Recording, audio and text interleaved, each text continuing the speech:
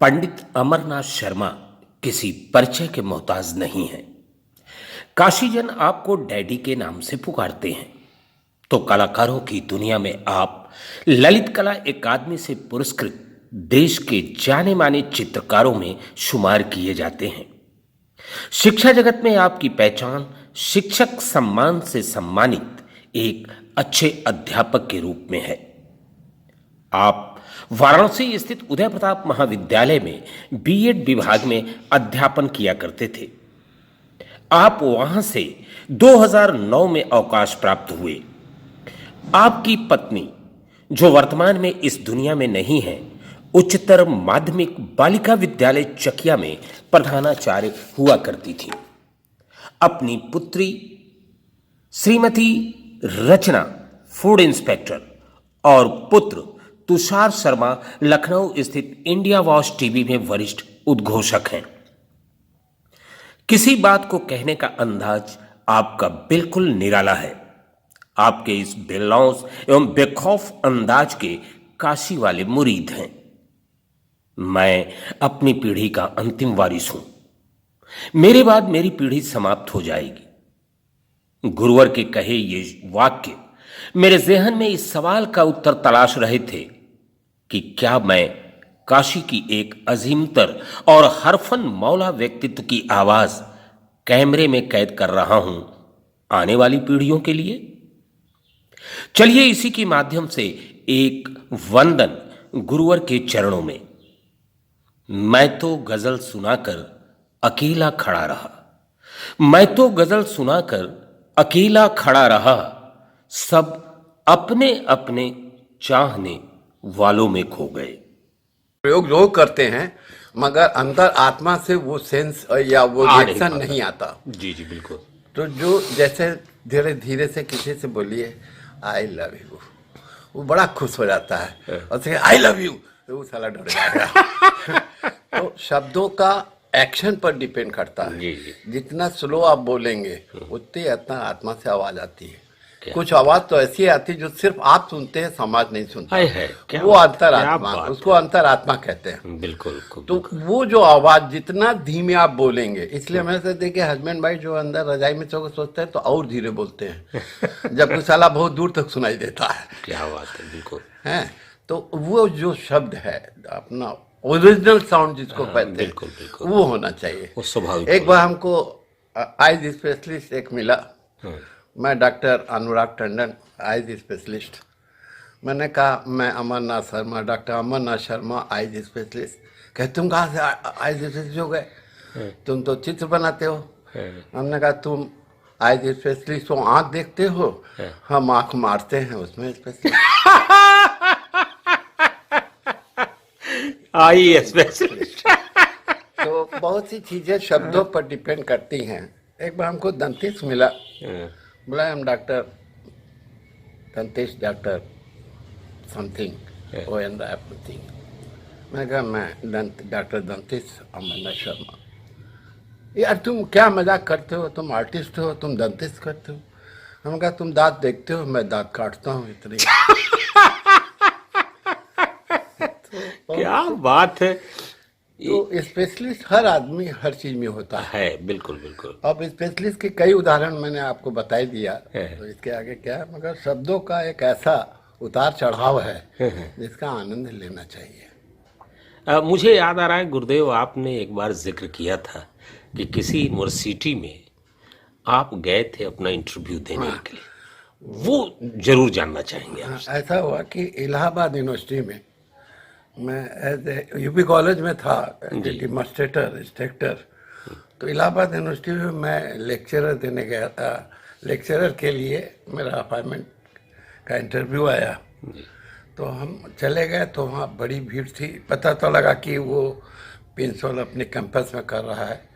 Police के आजकल हम लोग तो वाइस चांसलर के घर कभी भी चले जाते थे। वाइस चांसलर हमारे यहाँ चला आता था। जब मैं लक्ष्मण गेस्ट हाउस BHU में रहता था ऊपर, मगर अमरचंद जोशी भी रहते थे, तो अक्सर बातें हो जाती थी। अब तो वाइस चांसलर के कोई जा ही नहीं सकता, पुलिस के घेरे में थे। बिल्कुल बिल्कुल। उस जमाने की बात थी। तो उस वक्त भी इलाहाबाद यूनिवर्सिटी में एक लाला था, रीडर था वहाँ पे, वो वाइस चांसलर हो गया था, उसका नाम था हजेला साहब जी हजेला जी। अपना जो है घर पर गए तो ड्राइवर ने कहा कि सर आप हमारे यहाँ पेंटिंग वेंटिंग रख दीजिए और आप हो जाएगा, तो हम कहीं पेंटिंग दे देना। हम कहते तुम सब ले लेना, रख लो ले जाके। तो उसने अपने वो उसमें गैरेज में हमारी पेंटिंग वेंटिंग रख लिया और वहाँ इंटरव्यू शुरू किया उन्होंने म्यूजिक से, क्योंकि इलाहाबाद यूनिवर्सिटी को म्यूजिक और फाइन आर्ट्स है। अच्छा वहाँ BFA MFA नहीं है। तो अब वो म्यूजिक का करने लगे, तो म्यूजिक में एक तबला बजाने वाला गया, उसको बैठा लिए। अब उस सबके गाने पर तबले बजा रहा है। अब वो सोचा कि मेरा हो गया। तो अब हर आदमी को 10-10, 15, 20-20 मिनट वो गाना गवा रहे हैं। हाँ, और तबला बजाया जा रहा है। तबला बजाया जा रहा है। इसके बाद फिर भैया 10 बजे से लेके 5 बजे तक साला हम लोग का नंबर ही नहीं आया फाइन आर्ट्स का।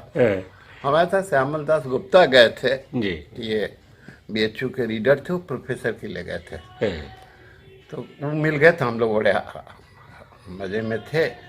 शाम को साला कहीं भी जाइए इंटरव्यू में तो सबसे पहले अल्फाबेट से अमरनाथ शर्मा आते हैं, और जो नंबर 1 पर आता है, पहले नंबर पर जो इंटरव्यू देता है, वो मान के चलिए कि 15-20 मिनट आधी घंटा खींचा जाता है। और जो लास्ट इंटरव्यू होता है वो 5 मिनट का भी नहीं होता, 2 मिनट का भी नहीं होता। उसका नाम पूछेंगे, कहाँ से आओ, क्या करो, अच्छा ठीक है जाओ, हो गया। तो जो अमरनाथ शर्मा अ से आता है वो बड़ा खतरनाक है। इसके बाद मैं अंदर गया तो अपनी पेंटिंग हमने लगाया। जब पेंटिंग लगाया तो वो कहा कि आप क्यों ला रहे हैं, मेरा चपरासी ला देगा पेंटिंग, लगा देगा। हमको लगवा दीजिए। चपरासी ला के सब टेढ़ी मेढ़ी पेंटिंग हमारा लगा दिया। उसको पता नहीं लगा कि इसमें क्या बना है, क्या सीधा है, क्या उल्टा है। जी जी। तो हमने कहा देखिए हो गया ना, अब मैं सीधा कर रहा हूँ। जब सीधा हो गया तो वहाँ का वाइस चांसलर कह रहा है कि ये बताइए ऐसी पेंटिंग बनाया कीजिए जो सबको समझ में आ जाए। मैंने कहा सुनिए, समाज में जो चीज़ सबको समझ में आ जाती है वो सस्ती होती है, और मैं सस्ता काम करता नहीं। तो बहुत सी क्या आंसर है। हाँ।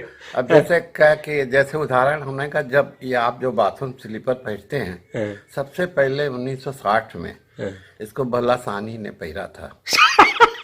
और सबसे और मुश्किल से वो 100 ग्राम में दोनों आ जाता था। इतना हल्का पहने से लग रहा था जैसे आप आटे की लोई के ऊपर चल रहा है। आज वो रिक्शा वाला 3-3 रुपए में फेर रहा है। तो वो जो चीज बनती है, और फिर आप क्या, आप आर्टिस्ट होते तो आप समझते, जो आर्टिस्ट होगा वो आर्ट को समझेगा। वो भूगोल के थे, हम कहा आप भूगोल के बारे में समझेंगे। तो इसके बगल में राजस्थान के एक आए थे रावत साहब, उन्होंने कहा कि ये मेरे, उनके जांग पर हाथ मार के ऐसे कहा कि ये मेरे उस्ताद हैं, ये आपसे सवाल पूछेंगे। तो मुझे हंसी आ गई। तो फिर वाइस चांसलर ने कहा आप हंसे क्यों? इंटरव्यू में लोग आते हैं, नर्वस होते हैं, हकलाते हैं, तुतराते हैं, पसीना छूटने लगता है, चक्कर आने लगता है, मगर आप मुस्करा रहे हैं। क्या नहीं सर ऐसी कोई बात नहीं है, आप आगे क्वेश्चन पूछिए। तो उन्होंने कहा नहीं आप पहले बताइए आप क्यों हंसे। तो हमने कहा आज पता लगा कि स्थान बदलने से शब्दों का अर्थ बदल जाता है जी। क्या जैसे हमका, जैसे मध्य प्रदेश में भिखारी भी आती है, कहती बाई रोटी दे। तो बाई का शब्द वहाँ पर है महोदया से, और हमारे बाई का शब्द बनारस में है बेस्या से। हैं बाई जी। जी। तो उन्होंने कहा कि आपने इनको क्या कहा? हमने इनको क्या कहा? क्या आपने इनको उस्ताद कहा? क्या बनारस में उस्ताद किसको कहते हैं? हम कहा जब कोठे पे जो तबला बजा। क्या बात है, क्या बात है। तो ये वो तो चारों गाने चित। इसके बाद वो हड़क गया। हड़क के वो ही सोचा कि ये मॉडर्न आर्टिस्ट हैं और ये यूं ही ये अनबन चीज पोत देते हैं इनको जैसा। तो टाइपिस्ट को बुलाया, उसका टाइप चल रहा था, टाइप, उसका कंप्यूटर वगैरह था नहीं। टाइप वाले को बुलाया, कह कि ऐसा करो कागज ले आओ। वो अपना टाइपिस्ट वाला सब कागज लाया और हमसे हम लोग मेडिकल में भी पहले बीएफए में अच्छा अच्छा 2 साल मेडिकल में भी हम लोग एनाटॉमी पढ़ने जाते थे। है। मसल ये हाँ हाँ और नस, जी जी अगर पहलवान कोई ताना है तो कौन सी नसें तनेगी, हाँ। क्या बोझा कितना उठाया, क्या ये हाँ, होगा, जी, जी। उसकी स्टडी करते थे। अब तो ये सब खत्म हो गया है। अच्छा अच्छा और पहले हिंदी और अंग्रेजी भी पढ़ा देते थे प्राइमरी स्तर अच्छा का, अच्छा ताकि आर्टिस्ट तो हाई स्कूल इंटर के बाद जाता है, जी जी मरे फॉरेन गया, अमेरिका हाँ। गया, रूस गया, तो थोड़ा अंग्रेजी वगैरह समझ लेता। तो ये सब भी हम पढ़े थे। तो हम लोगों ने 3 साल डिप्लोमा किया हमने, है। सीनियर, फिर 5 साल बीएफए किया, है। फिर 2 साल एमएफए किया, फिर हाँ। रिसर्च किया। ऐसी ज़िंदगी मेरी ख़त्म हो गई। 10 साल मैंने यूनिवर्सिटी में किया। और आपको ये भी बता दें कि मैं अपने ख़ानदान में सबसे छोटा हूँ और इस वक्त आखिरी जनरेशन का आखिरी आदमी हूँ। अरे न वाह मेरे ताऊ हैं, न चाचा हैं, बाप है, न माई है, न बाऊ है, न भाई है, कोई नहीं है। अब मैं मरूंगा तो एक जनरेशन ख़त्म हो जाएगा। अरे वाह पहली बात क्या थी, मेरे चारों भाइयों में मेरे तीनों भाभियाँ जो थीं, कोई पढ़ी लिखी नहीं थी। मेरी पत्नी प्रिंसिपल थी। मैं डिग्री कॉलेज में पढ़ता था, यूनिवर्सिटी में पढ़ा था। मेरे ख़ानदान में कोई भी यूनिवर्सिटी में भी न पढ़ा था, न कोई डिग्री में पढ़ा रहा था।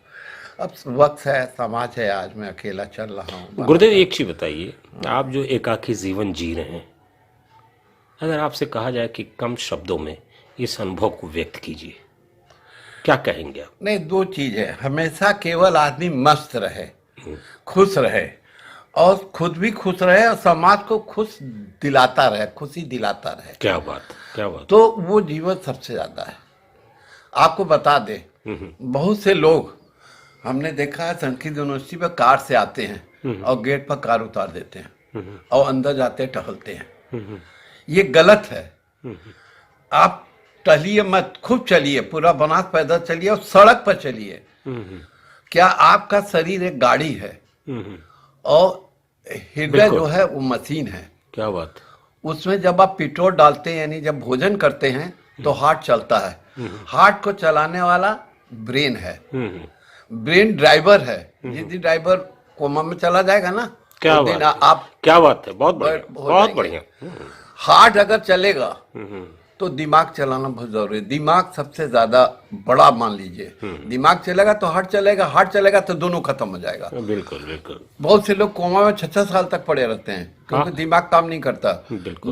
ड्राइवर जो हो चुका है, जी। गाड़ी भिड़ा दिया, कहीं पड़े रहिए कोने में है। तो बिल्कुल। दिमाग जो है आपका ड्राइवर है। तो दिमाग को चलाने के लिए आप जो अंदर लान में चलते हैं, बहुत से लोग बोले मेरा छत बहुत बड़ा है, मैं उस पर चलता हूँ। ये गलत है। छत पर आप चलते हैं, ठीक है, दिमाग नहीं चलता। दिमाग सड़क पर चलता है, कहाँ है, गड्ढा क्या है, बात कहाँ है, बाएं क्या है, बात है, क्या बात दाएं है, कहाँ जाम है, कौन मुझसे भिड़ा है, किसको हमसे बात करना है, किससे हमने कैसे बात करना है। जी जी। ये दिमाग जब काम करता है वो लाइफ को बढ़ाता है। सुधीजनों, बातों का सिलसिला था कि थमता ही नहीं था। मैं गुरुदेव के ठहाकों और हंसी के बीच एक गहरे एकाकीपन के दर्द को भी महसूस कर रहा था। खूबसूरत चित्रों के माध्यम से दूसरों की जिंदगी में रंग भरने वाला शख्स आज अपनी ही जिंदगी में रंगों को तलाश रहा है। दूर कहीं गली में रेडियो पे एक तराना बज रहा था और उस तराने को सुनते हुए मैं गुरुदेव की जिंदगी में उलझता चला गया। अब तो लगता है जैसे गुरुदेव के पास सिर्फ उनकी घर की दीवारें हैं और उनका साथ देने के लिए चंद यादें और उनका अपना एकाकीपन है।